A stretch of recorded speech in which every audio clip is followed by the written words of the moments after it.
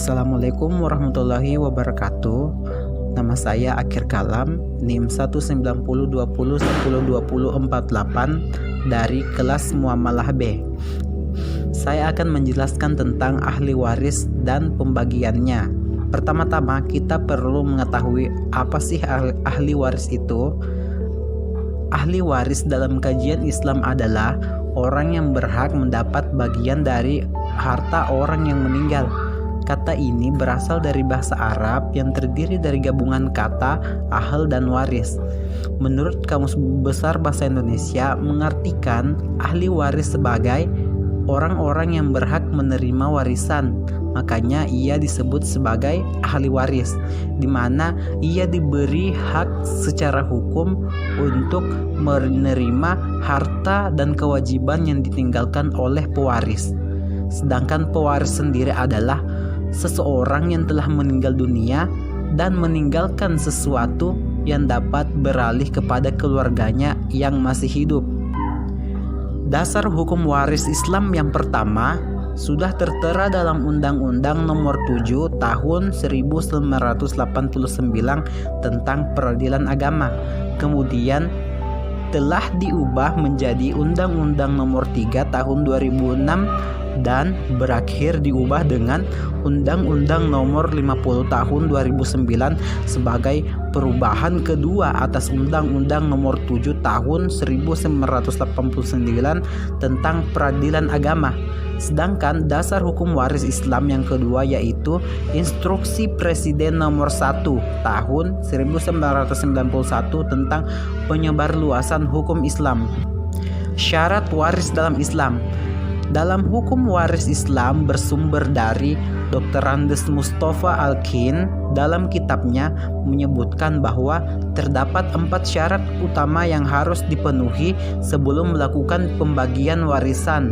Di antaranya adalah yang pertama, orang yang mewariskan harta peninggalan benar telah meninggal dunia atau telah ditetapkan oleh hukum bahwa yang bersangkutan telah meninggal dunia jika telah lama hilang atau tidak diketahui keberadaannya.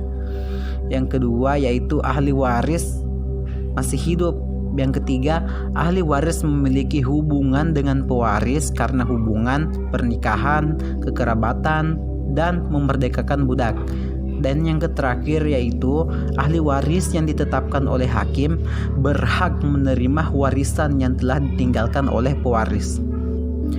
Rukun waris dalam Islam masih menurut Dr. Andes Mustafa Al-Kin bahwa ada 3 rukun waris yang perlu dipenuhi. Di antaranya al-muwarits atau orang yang mewariskan hartanya atau biasa disebut dengan pewaris.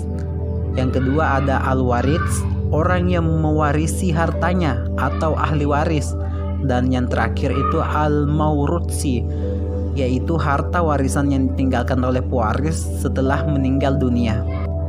Dan adapun kelompok ahli waris, setelah kita mengetahui apa saja rukun waris dalam Islam yang harus dipenuhi, selanjutnya untuk mempermudah pembagian waris dibutuhkan kelompok ahli waris atau dibentuklah kelompok ahli waris itu. Dan kelompok ahli waris ini dibagi menjadi 3 kelompok. Yang pertama ashabul al-furud, yaitu kelompok yang menerima bagian tertentu. Contohnya ahli waris perempuan dan ahli waris laki-laki seperti anak perempuan, cucu perempuan dari anak laki-laki, ibu, nenek dari garis ibu dan bapak, saudara perempuan sekandung, sebapak, seibu, dan istri. Yang kedua ada zulwarobat atau ashabah.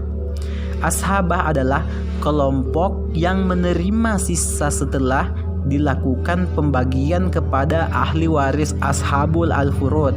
Dan yang terakhir ada zul arham atau zawil arham, yaitu kelompok yang tidak menerima bagian kecuali tidak ada ashab al-furud dan zulqarobah.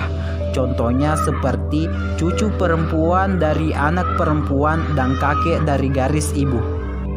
Dan selanjutnya adalah langkah-langkah pembagian warisan dalam hukum Islam.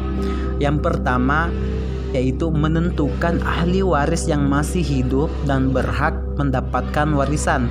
Yang kedua, menentukan bagian masing-masing ahli waris antara ashab al-furud atau ahli waris yang menerima bagian berdasarkan ketentuan dalam Al-Quran, dan ashabah atau ahli waris yang mendapat sisa setelah semua warisan dibagikan berdasarkan pembagiannya.